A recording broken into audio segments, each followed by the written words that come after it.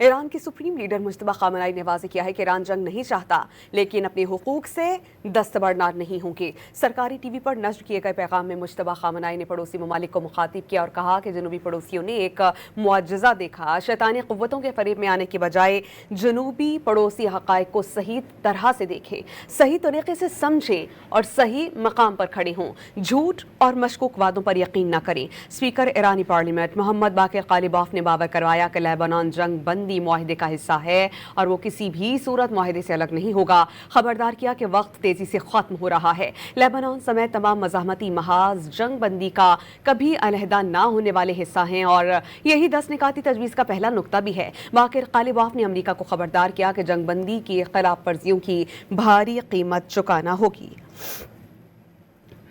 ایران کی supreme leader Mujtaba خامنہئی نے واضح کیا ہے کہ ایران جنگ نہیں چاہتا لیکن اپنے حقوق سے دستبردار نہیں ہوں گے۔ سرکاری ٹی وی پر نشر کیے گئے پیغام میں مجتبیٰ خامنہئی نے پڑوسی ممالک کو مخاطب کیا اور کہا کہ جنوبی پڑوسیوں نے ایک معجزہ دیکھا۔ شیطانی قوتوں کے فریب میں آنے کے بجائے جنوبی پڑوسی حقائق کو صحیح طرح سے دیکھیں، صحیح طریقے سے سمجھیں اور صحیح مقام پر کھڑے ہوں۔ جھوٹ اور مشکوک وعدوں پر یقین نہ کریں۔ اسپیکر ایرانی پارلیمنٹ محمد باقر قالیباف نے باور کروایا کہ لیبنان جنگ بندی معاہدے کا حصہ ہے اور وہ کسی بھی صورت معاہدے سے الگ نہیں ہوگا۔ خبردار کیا کہ وقت تیزی سے ختم ہو رہا ہے۔ لیبنان سمیت تمام مزاحمتی محاذ جنگ بندی کا کبھی علیحدہ نہ ہونے والے حصہ ہیں اور یہی 10 نکاتی تجویز کا پہلا نقطہ بھی ہے۔ باقر قالیباف نے امریکہ کو خبردار کیا کہ جنگ بندی کی خلاف ورزیوں کی بھاری قیمت چکانا ہوگی۔